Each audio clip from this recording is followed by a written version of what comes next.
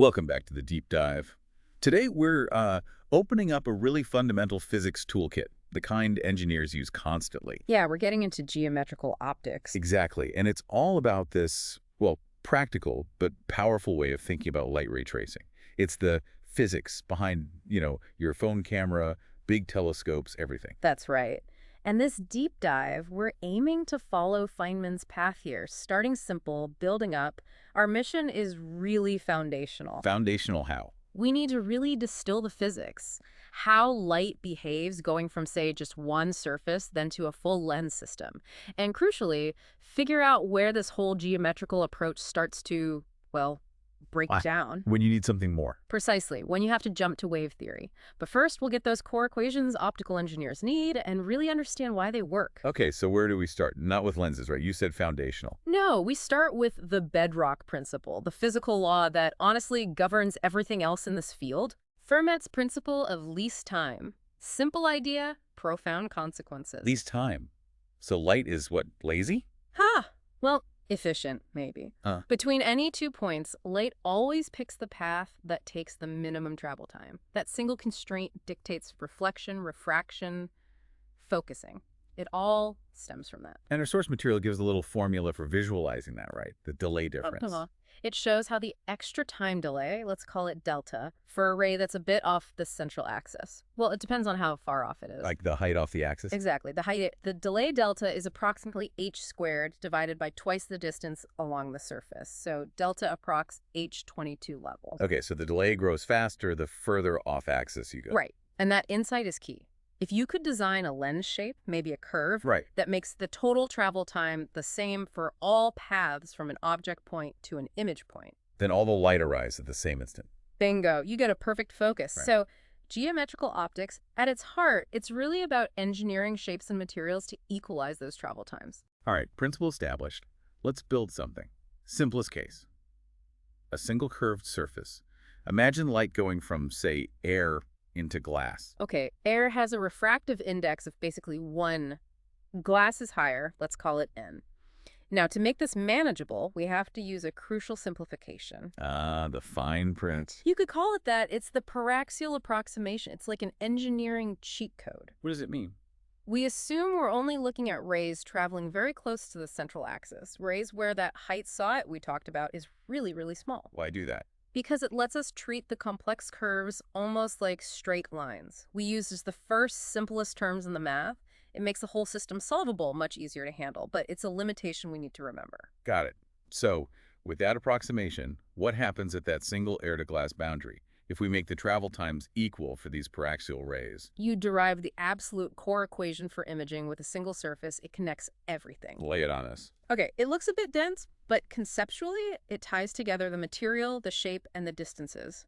For air to glass, index n, it's n divided by s prime. S prime being the image distance. Right, plus 1 divided by s. The object distance. Correct. And that sum equals n minus 1, all divided by r, the radius of curvature of the surface. So, fractions 1r. Wow, okay.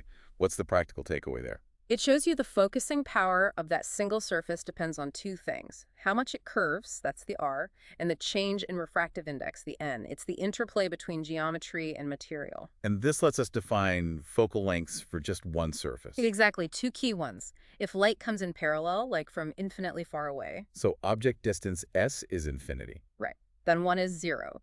The equation tells you where the image forms, and that distance is prime is what we call a secondary focal length, $5. Okay. And the other one? If you want light leaving the surface to be parallel, so the image is formed at infinity. Then s prime is infinity and ns prime is 0. Precisely.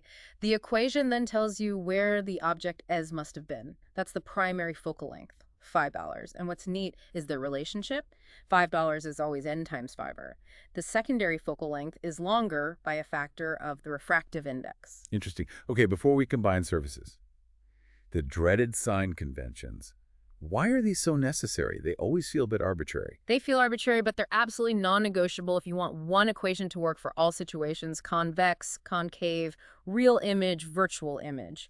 Without strict rules, you'd need a different formula for every setup. So what are the rules we need to stick to? Rule 1. Object distance S is positive if the object is to the left of the surface where the light usually comes from. Makes sense. Rule 2. Image distance S prime is positive if the image forms to the right of the surface. And if the math gives a negative, that's prime. That's your signal. It means the image is on the wrong side, back on the left, where the light came from. It's a virtual image, like in a magnifying glass. You can see it looking through, but you can't project it on a screen. Okay. And the radius are... $4 is positive if the center of curvature is to the right of the surface. Think of a surface bulging towards the left, like a typical converging lens surface. Its center is to the right, so R is positive. This convention ensures converging surfaces have positive power in the equations. Sticking to those rules lets one formula cover everything. Exactly. It's the universal calculator for optical designers. Right. That single surface formula is like the engine. Now let's put two together.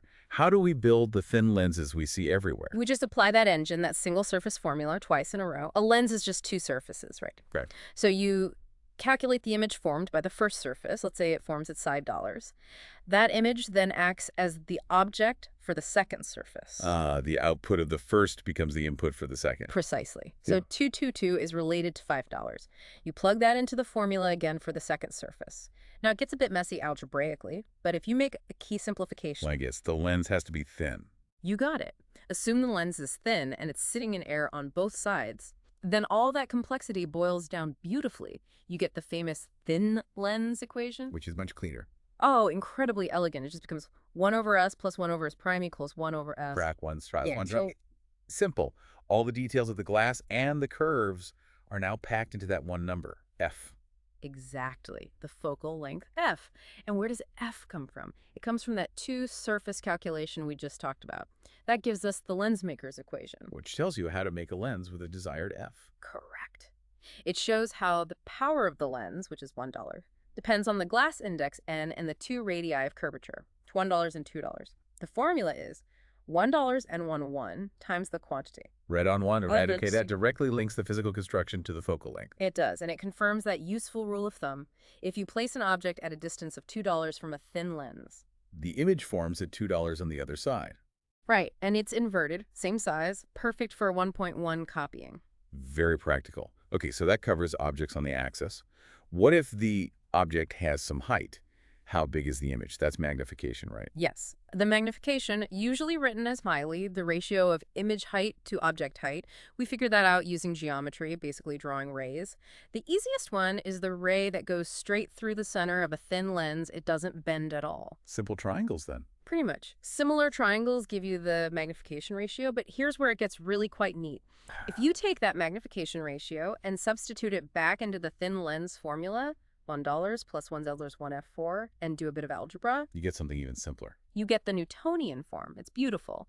Instead of measuring distances and us prime from the lens center, you measure from the focal points. Let's call these distances x and x prime. So x is how far the object is past the front focal point, and x prime is how far the image is past the back focal point. Exactly. And the relationship becomes incredibly simple. X times x prime equals f squared. $6. Get x equals F22.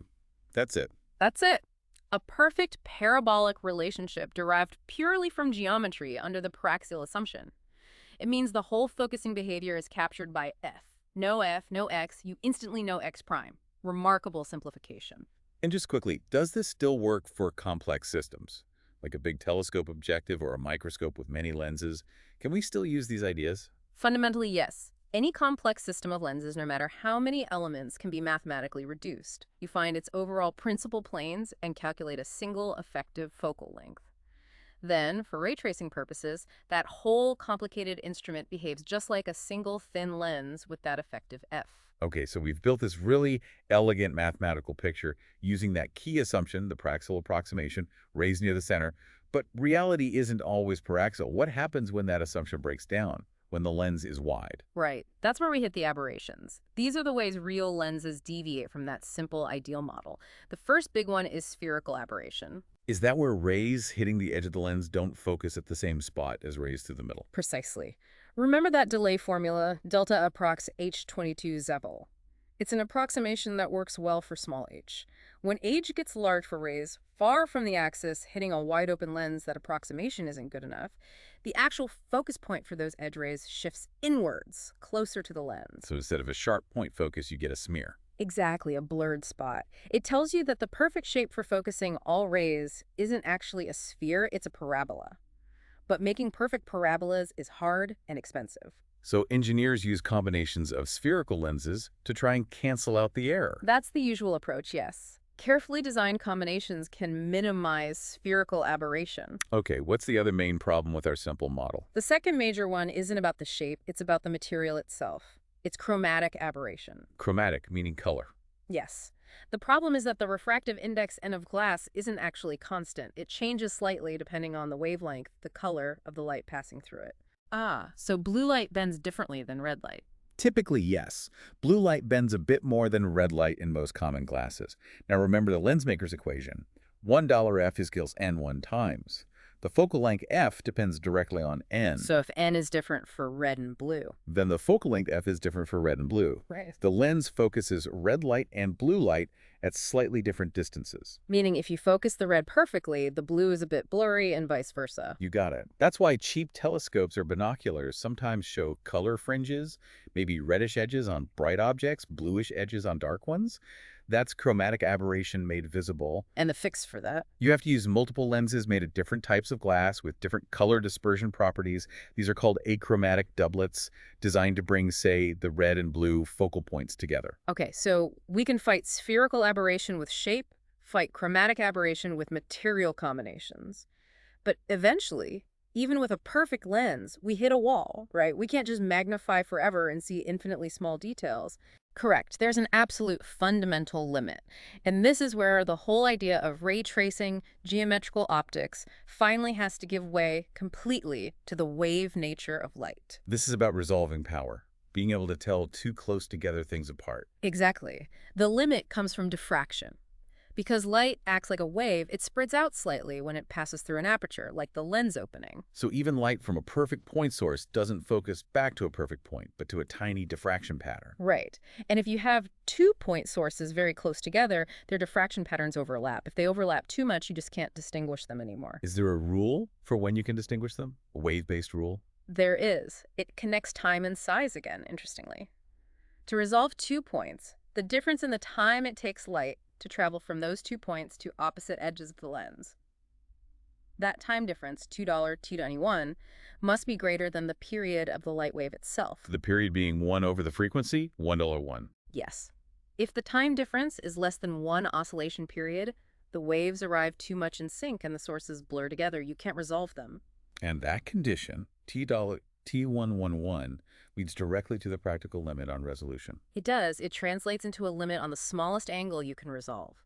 That angle turns out to be proportional to the wavelength of light, divided by the diameter of the lens, roughly theta approx lambda. So smaller wavelength helps, but bigger lens diameter really helps. Absolutely.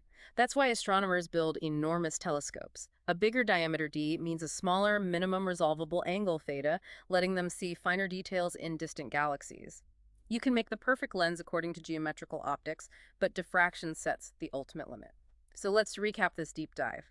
We started from that fundamental idea, Fermat's principle of least time. That gave us the math for a single surface. Which we then used twice to get the workhorse thin lens equation, $1 plus 1 equals 1 upper. Right, and also that elegant Newtonian form, 6 don up x's x doc 2 2, when measuring from the focal points. But we had to acknowledge this is all based on the paraxial approximation. Exactly. And when that breaks down, you get spherical aberration from geometry and chromatic aberration because the material properties depend on color. And even if you fix those, you eventually hit the ultimate physical limit set by diffraction, the wave nature of light, which determines the best possible resolution. That's the essence of it. Geometrical optics provides the essential toolkit for designing almost any optical instrument. And it's a fantastic toolkit built on that clever approximation. It works amazingly well. But thinking about that resolution limit, the fact that you simply can't see things that are too close together, not because of lens flaws, but because light itself is a wave. Well, it forces you to remember the deeper physics. That light isn't just rays on paper, it's a propagating electromagnetic field, something to ponder next time you're focusing a camera. Even a perfect design is still bound by the fundamental wiggle of a wave.